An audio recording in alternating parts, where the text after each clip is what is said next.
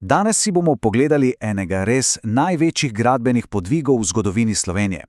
Gre za projekt, ki bo, in to ni pretiravanje, zavedno spremenil logistični zemljevid Evrope. Seveda govorim o drugem tiru proge Divača-Koper. Poglejmo si tole milijardno naložbo malo bolj od blizu. To je tisto ključno vprašanje, kajne? Sliši se skoraj nemogoče, ampak tu ne gre samo za gradnjo neke proge. Gre za dobesedno prebijanje skozi srce Kraške planote. Vse to z enim ciljem, da se sprosti ogromen gospodarski potencial. Ampak zakaj je sploh vse to? Da bi razumeli, moramo najprej pogledati k viru problema, k tisti strateški točki, ki je postala sama svoja največja ovira.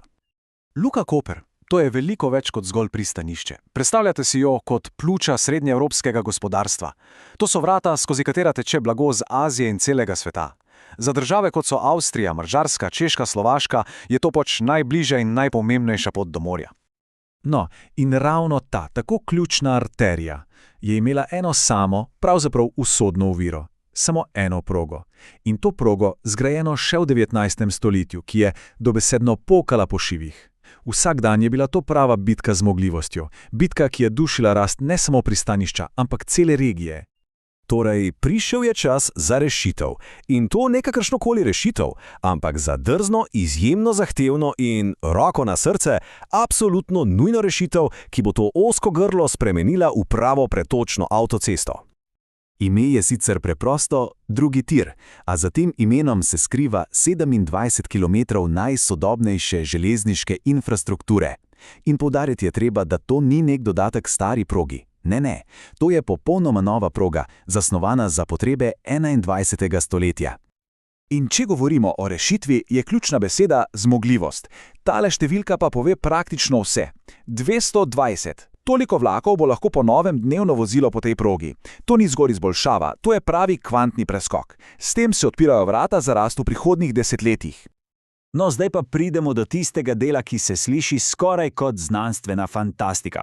Potovanje po tej novi progi namreč v glavnem sploh ne bo potekalo po površju. Poglejmo si tole razmerje, kar je res noro. 3/4, polnih 75% celotne proge je speljanih pod zemljo, skozi predore. Neverjetno. Da si lažje predstavljamo, to ni preboj enega samega hriba. To je dejansko tako, kot bi gradili cel sistem podzemne železnice, ampak direktno skozi gorsko verigo, vrezano v kilometre in kilometre apnenca. Res inženirski podvig na meji mogočega. In tu so glavni krivci za to podzemno sago. 7 predorov. In samo prva dva, pazite zdaj, Lokev in Beka sta skupaj dolga skoraj 13 km. Da si lažje predstavljamo, to je tako, kot bi se z vlakom peljali pod zemljo od recimo središča Ljubljane pa vse do Domžaj.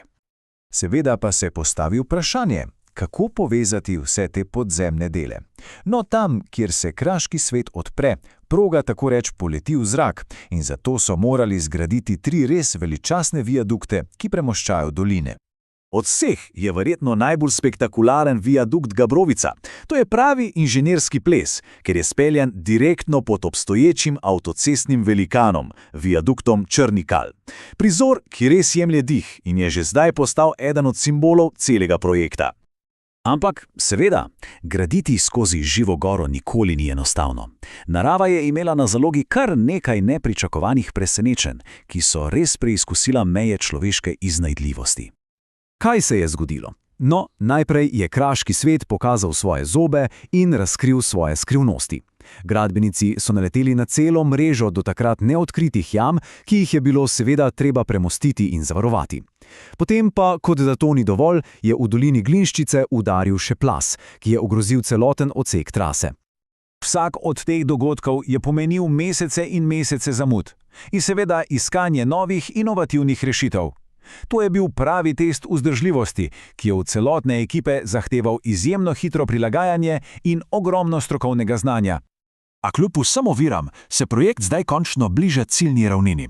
Poglejmo, kako izgleda časovnica do trenutka, ko bo vse skupaj polno operativno. Torej, ključni mejniki so tik pred nami. Leta 2026 naj bi po novi progi zapeljali prvi testni vlaki. Že leto kasneje, 2027, se odpre prvi tir za redni promet, kar bo že samo po sebi močno sprostilo ozko grlo. Polna dvotirna zmogljivost pa naj bi bila na voljo do leta 2030. In za konec ostaja odprto še eno vprašanje. Kaj se zgodi potem, ko bo ta ključna ovira enkrat za vselej odstranjena, kje so sploh še meje za rast Luke Koper in posledično celotnega srednjeevropskega gospodarstva? To bomo pa še videli.